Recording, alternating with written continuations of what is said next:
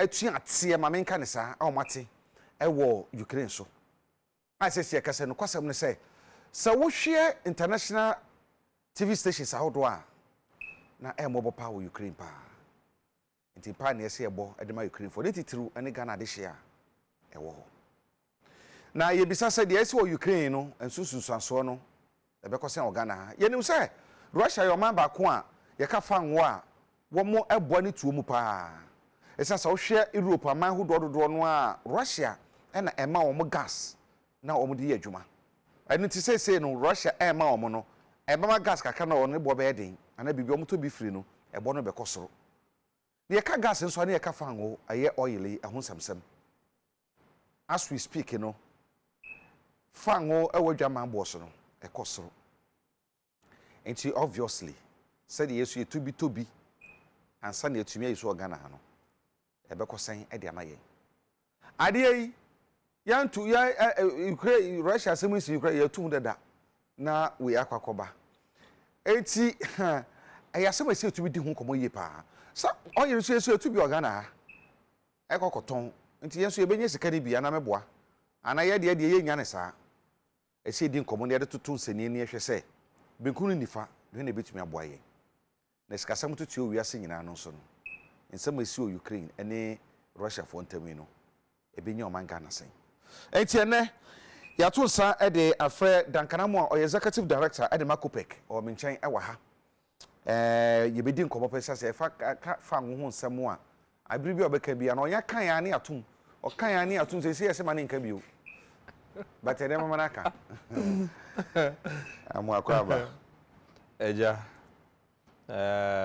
mamenka ne yente so mom omonte so na ba bia ne nam no eja but o can say omonte so no without basis so enye enti unfortunately me fa me social media commentary aminya yezema me meka say yebetumo but of a truth entumo never ebetum entumo never over Ukraine Russia we ya hye nkomo na se ya no eja yento aso Ukraine ne oil production enkosoro saa ono so tufango ni bi but oka global players na oye small cra onka ho bi oka Saudi Arabia no mo ne wo mo ekeka ho na ono etu be 75,000 barrels a day Ghana to between 165,000 to 200,000 barrels per day. Ntini say ye tu chen wo mo. Ye tu chen Ukraine. Enti Ukraine ni significance as far as the global oil economy no. Enye much. But Russia very heavy. Some know because Russia is the second largest supplier of oil and gas across the world. Over almost 2020-2021 numbers. We US no 18 to almost 19 million barrels daily. Russia and net also. And some Saudi po aba. And so just imagine the air cost we na obete potokasemo yes ya BB sanctions.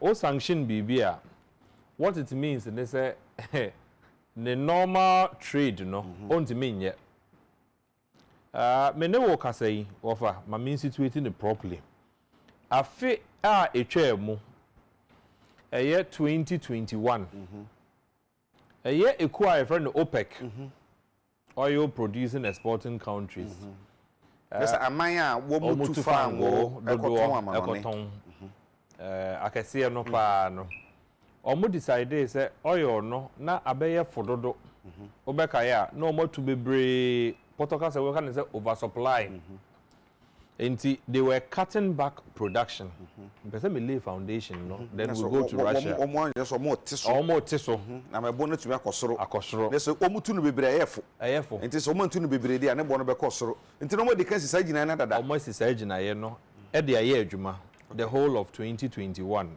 Inti ube hu se afe no e free June eba no ebo no ma ne mu so no ensi fomu bio inti eno enko dansa OPEC for edikan esi gina ama almost 10 million barrels there yakati free so the global oil demand numbers no na the number 100 million barrels daily pre-covid covid buy no and the demand no so say ya could do 72 million barrels daily because na economies no do na no lockdown yi airport do na no aviation systems had also collapsed hospitality hotels are ebe use energy do na yatumo and so demand for oil na are dropping from 100 million barrels no per day no in some instances more than 50 half was what the world was asking for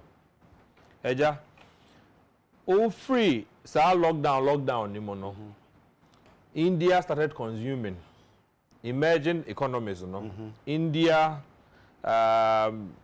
almost from BRICS Brazil then BRICS China India baby whatever South Africa come home they started consuming more enti oil buon so eja to say nso yes here there's only one thing two things that determine oil buon they kind of protocol say demand and supply yeah. Demand here here and a supply here yes you be produce your mama the other mama oil board the world over yes I name on me no so say demand the come from na supply was soro a board no so better say demand e kosoro na supply e wo form a board no e be kosoro say demand e kosoro supply e kosoro e bro demand so a e board no be science for simple na pre-covid not demand emit supply ntina nam 50-60 ne boa nkasa nka obenya no post-covid eso tiye because now you oversupply from demand on the covid time or no lockdown ya organic obi into car yes say adwuma work from home and people were working from home car no grow onto obefa kwan so eso hwe so demand dropped but not supply wo naturally na OPEC for now say they won't allow more economies not to collapse Saudi mo the mainstay of those OPEC countries oil no mutu cotton no Ghana yen to gold kakra near ton cocoa kakra near the timber kakra into agric as a mainstay oil near additional revenue mount their countries are no depending on oil Enti omo depending on oil no they simply came to an agreement say omo ntu mane mo so bio and omo di kan akate 10 million barrels in 2021 ma mean si gina so okate 10 million no the global demand na 100 ye peak edru 100 say na 102 million barrels per day stream day and ono so akate 10 million from 100 na no de ba no no wakati so ntina 90 and I 90 okay and so here 120 here 102 ntina aka 12 bi wa chire into bear 12 bi e da chire and that is the artificial price na yenya na into afine twa mu no average pricing was around $78-82 obeka ya before I be di bronya no na global prices na nam $85 a barrel ejina ye che because o market production no yes 2022 ase before Russia and Ukraine in tokwa ibesha ase no and omko si gina yes omo de kakra beka ho wodi ma he omo de kan ho as of January ending 220,000 barrels 10 million yeah 10 million and no 220 come 1 million po and 1 million so already no there's pressure on oil and nyame ampe Fofia anto metwi no mo fa nchebe Fofia anto ata Russia and so say oma US may occupy Ukraine in any shape or form into what was Ukraine so na sanctions na air no say unya koyi Russia 11 million barrels no every already squeezed supply na 90 na 90 no eja yes ye perform the ekeka kono na articles American is here they are even predicting $150 a barrel in no time na ye nam 80-90 no hwe pump bo and na ye twam 100 enti ebo a obenya in March de ope wo mpe wo ebeko Eja, me now for first man make say born be kosoro. But braka scientifically no. When your science scientifically be ebe kosoro. Enti kan ye hu se be kosoro. Na when wo kan se me nyina na twema dwene se bibi so say. Ade na eye 102 no. Na ye hia bi kura ka ho. Ye hia bi. And yate so 10. And na be ye 92. 92. Enti 92 yin so and na Russia de 11 yi baby million. Enti na se ye ba be 81 ho baby. And na sa 81 no so no. Se ye hia na pa tire se eswati almost about 30 or 20 something to 30. Ghana se yesu etu bi. Enti sanke ye be ba Ghana de no. But Eja, the interesting thing they say, Russia 11 ni nyina no may not go off. Countries ni bia yedin, Japan a yedin, auto free Russia ho. Japan ji 1.6 million barrels every Russia ho every day. Why yedin he's not condemning. Enti more sanction no or no sanction there. Enti ebi or no better. China so yedin ono so to bi o obetimi ato. Enti Russia still potentially with US sanctions no can put between 3 to 4 million barrels on the market. Enti what will knock off pa no be 8 or 7 million. Na 8 or 7 million no eja enya asam ketwa. 8 in addition to 10 na omodi kan yate dada no. So naturally ebo no there is heading south. Okay. So bon be kosoro de ne hwe se de ye kan fa ngo bo be kosoro ye wu ade yi Russia nko ye mpo ye hu so na Russia be ko jama me fa ketu ebi enka wansa first day now Russia started bombing ye nra 1 day oil no moving from $95 and no 203. That's right. And we are day 1. And echo day 2, day 3. And I did so much answer na ye. Just first day no. Echo $8 1 day. And it's a otwa bombing this one. What will happen? Europe now Russia supply no. They are very advanced countries. So when you're in free Russia, he will now go for cargo now in other parts. No? So they will send money to go for that cargo. In the other countries, depending on maybe Kuwait, Iran, Akope oil every honor. Now there will be scarcity in simple language. Necessarily, ye can see. Necessarily, Africa high. So ye necessarily ye credit for, but no somebody Jeffrey. In simple language. So onya Europe, Russia they supply no. Na most of sanctions. Na sa abro for no more nya ika. Asamba. The pressure ma economists na omo ho chire omo no. It is no two ways. They will gain the pressure. Europe benya supply. So Russia and farm ma. Saudi be ko. Other countries the be but it means say be anko de be ko the no so many bi no enko ho and today would also now have to chase it and pay more for it enti you be chase now you pay more for it there na say you wasam born po pa na ye ka we nyina no na ye de toto say asi e Russia ene Ukraine for entem na ye hwe say ensusuanso a enya ewo wiase nyina so aga na ye ka ho bi ene de wo hen enti Mike Kodwo Nkatia eye wiase amansan aman hodro no ntamabusuabɔ hunimdefo eye international relation analyst Kodwo Sofia Kodwo Maajo Kodwo Russia ana akoto hye Ukraine suoi wo mo netom ba bi ɛhɔ wa omo men so we hu hia sanke adwene ho kra ho ana hu hia se adwene ho aja entisa ye obrofo kasa bi ayese ewiase na ene yetimu no we live in a global village as ewiase na super bet etise akura ketekete BBC ewo nifa so a affect benkum so yemfa yen ahwefo enkwachire kakra ye ba kai pa afi 2007 BBC we are saying your friends say the global financial crisis and our credit crunch.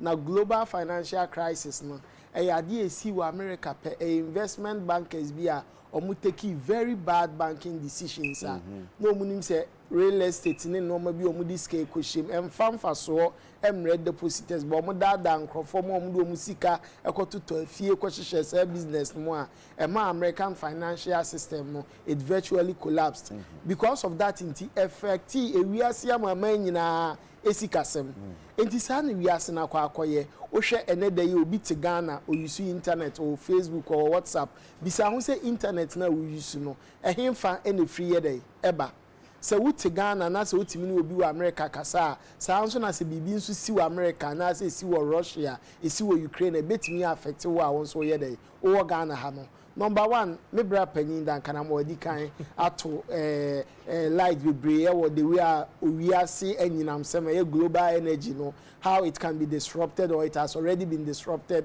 by the ongoing war in Ukraine ewiase mu sebe obia etofango kamu na obetinu mpo ye industries me entwe Ghana for adwin kwachire bebre abra dum so bae ye the car powers ene bae eti se generator kese ye de abesi puso a ye tofango digum oman na so ye thermal plants a ye de natural gas na ye de egum ye hia fango ye hia gas Ghana no me bra paint ye net importer mum than exporter of crude and gas. And Ushe Wiase mine na Russia mine we Saudi Arabia free Russia is the third largest producer of crude oil. Ushe quantity a omu produce no abra war eba bebe ombetimi emiti supplier na ko omo ye no before the war no omu betimi aye na mpo se war ba na se Russia supply ne mba e wiase amaman na aka ne se ye nyina ye kofom ape fango kakra na wedwaman so na kwa akoto a obviously ebema ne boaye dey akosro nti ne tofa bomu no sa pepepe na tie yesi enti ye fa hu de to nchen a ye hwe se oman Ukraine ankasa ye oman hu do bi atwa ho ahia Poland no mo ne wo mo ikaka nyina wo atwa ho ahia as you speak wo hwe CNN ne Al Jazeera wo hwe se de etukofo fi Ukraine gbo ewura ye Poland ene amahudo atwa ho hia na anya sem kuma kra sa crisis na esi wo ho no financially sikasem mu no ebenya sunsuanso bi ewo yan ye wo bibire mu ha aga na ye ka ho bi se de yedi dokono ne ye makodada sanke free eja sunsuanso ho pa de edi kan ne se emre bi atwa mu no eme de passe mi nua panyi ti menchen ne obi bi a friend subsidies enti kaneme enemre ya yese fango bo air cost free 90 akwakodu 103 no Ghana ban so me hwe de we afango bo eboa eden e wodwaman so no a me mo manfo no eto ne se de yese o moto no na de ahokyere be de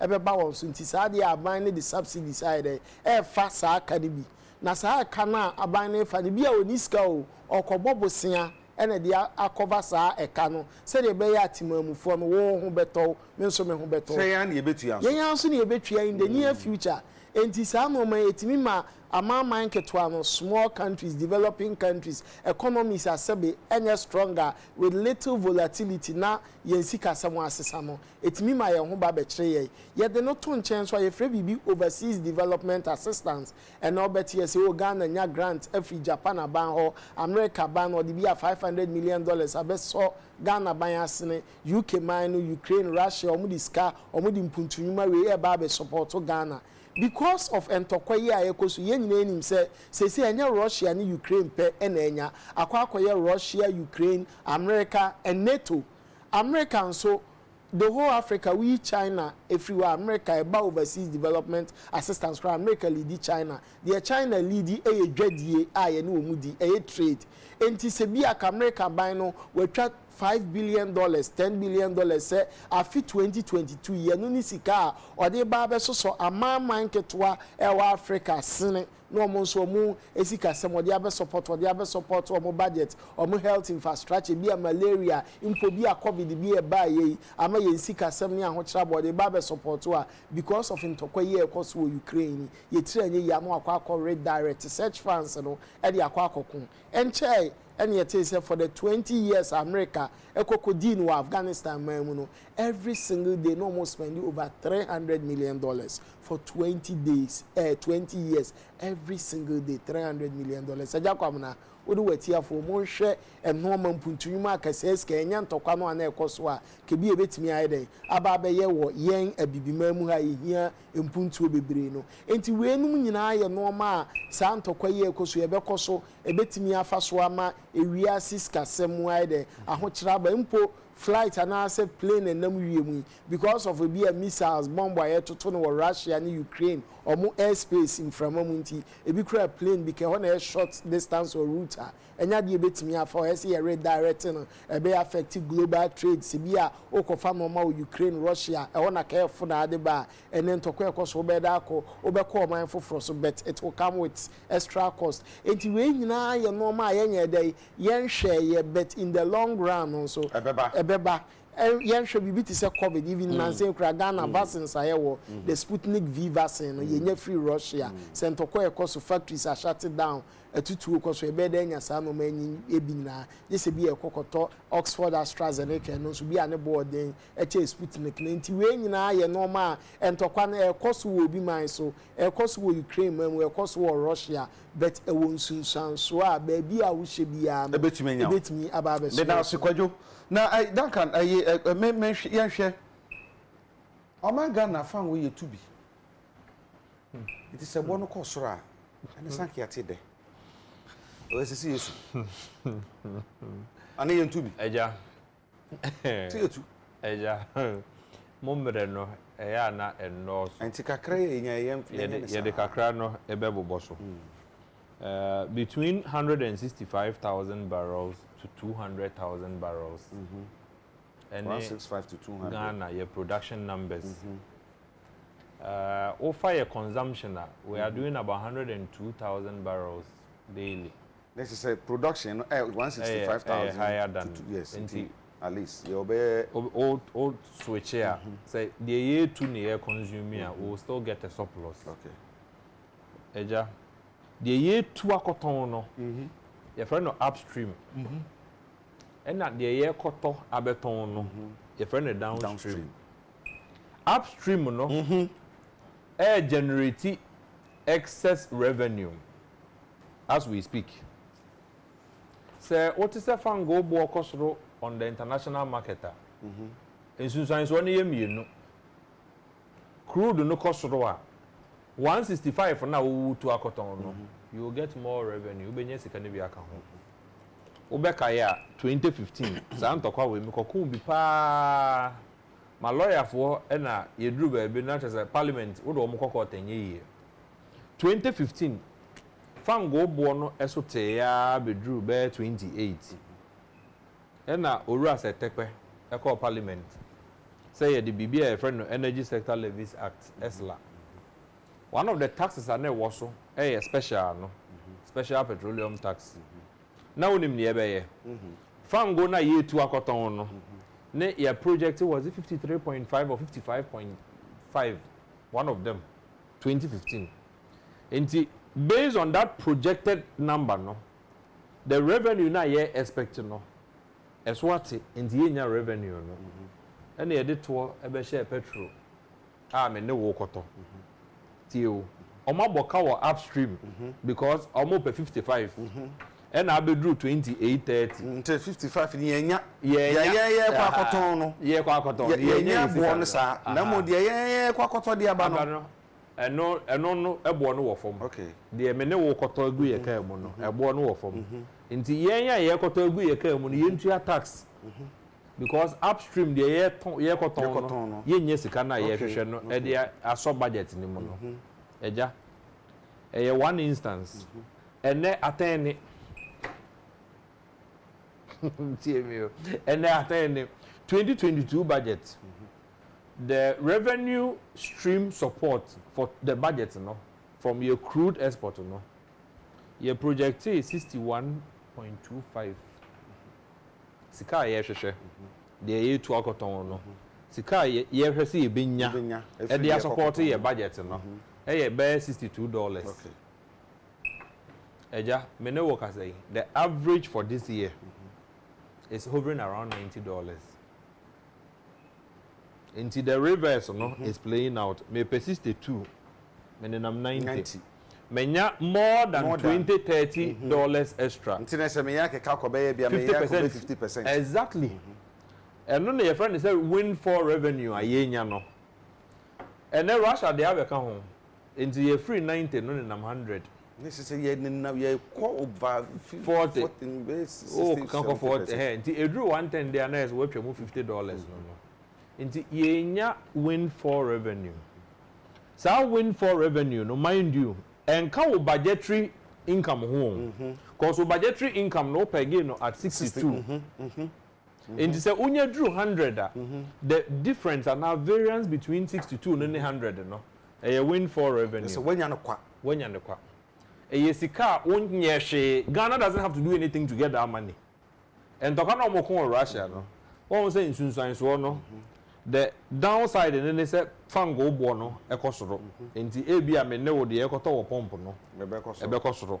But the upside no. Yeah, kwakoton ne de bo no bekosoro ma yen. Ye benya faso bebre. Eno nti ye di kan atworo nkrata. Se ye mfa mienu no ntu table ba akoso. Fango no de ye tu ekoton. Ene ne ye kochinchim wo amanone. Na yekoto ebeton edeba na ye manfo to bi no fa ne mienu nyina to epono no so afi de mi to akoton no pese minya $1 billion. That is my revenue from upstream.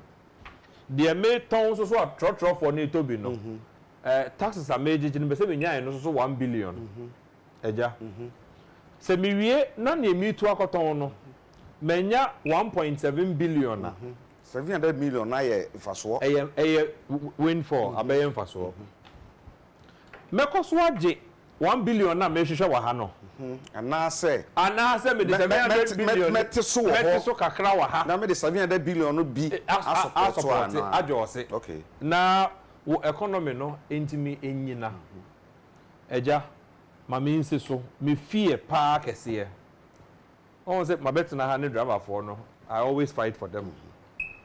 But me fear this time, Abayano should be very worried.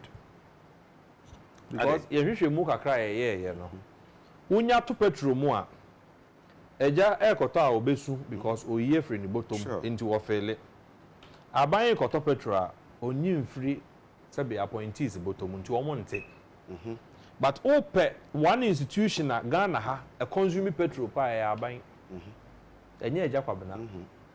UTV mocars and say edru 100 police forecast and kwa doors say mocars meboa company bi e ni Ghana ha obeka say ne o consume petrol esen aban ma ye judge for petrol or ma parliament for yi honorable for yi so almost on beje free fuel aban na etua so obeko Office of Government Machinery, Jubilee House.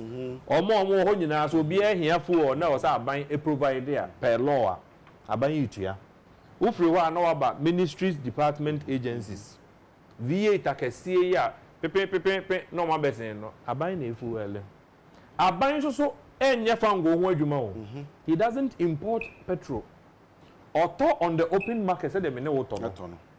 Enti aban hia petrol a say you go hono obeko say zen hono obeko say total hono obeko akoji petrol say 5 cedis na bosome oboka 50 million na eko 8 cedis with the same number of dependents no ebeko say near 80 million so a buy would end up overshooting the expenditure because of petrol eja omonche omadwene nkoso and the omun nyina ntobi e tie onyi woni bottom na wonim how aban realize e ka wabo or realizing at the end of the year some no work as 2021 your budget year expenditure line no na 97 billion your ba 2022 your president for the same one president one vice president ministers no you double year but 97 billion na the year 2021 budget no.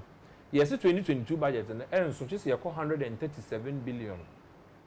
Government expenditure. There's a 40 million billion 40 billion.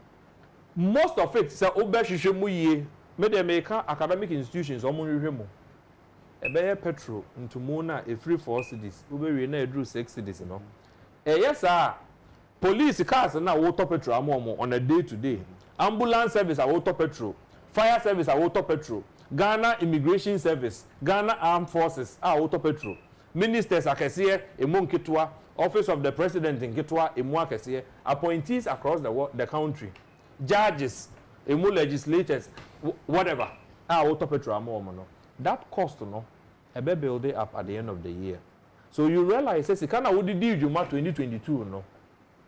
Ebe 2023 say petrol no eda so cost no. Sika na besan kosoro. Na cost contractor na ono woman the contract say won ko ye kwan 1 kilometer no. Ah odi bulldozer e ko no. Odi tipa truck e ko sesa anwea. O be ye we no the compactor be fa so no.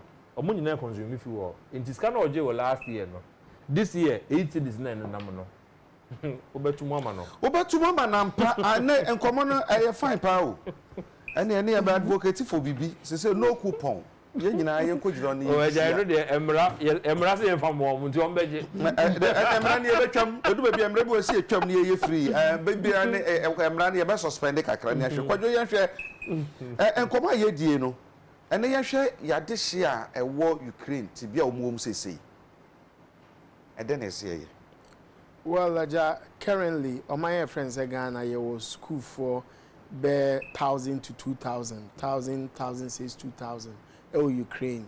And directive and as a protocol, the Ministry of Foreign Affairs and Regional Integration, at the buyer said, Eddie kind of mumpe baby for they should seek shelter in bunkers. It was a step in the right direction. Sebe, yes, you in Ankara, and Crane. Say yeah, two weapons, missiles, any number and you want to could na bontain at all Sakubium say free Ghana by me family. Near here, say Obeshe baby, not sebe weapons, Akudi and in them Russia for to Ukraine for to Nebina day, embamable. Nemo who shelter the one thing I see in when he said, who's a Ukraine man and no can't acquire friends, Soviet Union and Russia, Edi or Moanim. Na Sabren during the era of the Cold War, after the Second World War till 1991, because of nuclear war, nuclear crisis, and as a challenge, and that America and Soviet Union, some mine or Musisi and normal building, no my friends say bankers, on same two nuclear weapon, now bomb Kessiri, Betona, Shawa, no matter how. The powerful the bomb is, some of them are so powerful so shawa e bi nyede entimi yes amenem bibisa to bibi amenem chefam okwa brochira ba bia o train systems na on tubes na opa na e wo fam to mutaye bi okwa America White House e wo banker say do obi launch nuclear e wona Donald Trump yes okwa share no obi launch nuclear attack kra bi nyede entimi nkan enti foreign Ministry of Foreign Affairs e ka say edi kan no omo nkonko hye ho no a omo adi so a yahu videos ni bi omo hye ho are ho de bet at least eje omo nkwan e save omo na emo going forward no I think say ade a ke betimi aye e no Ghana ho de nko antimi enye ene say ke wiase nyina ntokwa ekoso anim o ye frɛ bibi international humanitarian law eno na kire emra impo ntokwa warfare ye wo mra ebo ho govern warfare se na mi ni papa yi ko na se ono de catapult ana tire ene na ene me ko mintimi nkofa bomba na etu because emra na kire se so obi no ko ese mu mienu mu use weapons use tie sempo menene ko ye bubo pupo na me bono no oto hoye mra once a woni ahode ode be sori agina ne na so ne makono eni kwan se me ye da mi boni biem sa so na menene ko no yi frank afita handkerchief e de kire se o mama me nsa so a once a wa man nsa so ni kwan se me to hye ne to biem enti de ese Ghana ni wiase amama nyina fight for this Russia and Ukraine betia say no more declare be a friend say ceasefire ni could be 1 day, could be 12 hours, 6 hours, and to could be a bit me a simu ho. No, or more pra, sabemrewa for a maritime, a pen for, I are for we here, urgent and immediate medical assistance and help. No, ye bema kwani ye is uncle phoning. That's a sign of no one to me and swear. Or one to me and ya. Warfare be anywhere, of course, within the speed of 24 hours. I day within 1 hour, 2 hours, be back over a day, a bejena home. No, and yes, he strategize. Say Poland, about that Ukraine, Romania, and so about that Ukraine. Na Ghana for Kwaka Ukraine kro no mu especially a school for no yebetimi ayi bi e de omo akọ Poland and also Romania said the ya yebetimi ayi omo afiri but the reality is say in times of war and also kon koso a enye easy so obebawura obi mamu say wo nkrofo e ho no ye dey o kwa form afiri ho ya bre na aka se sima be ba ko mu bi kra na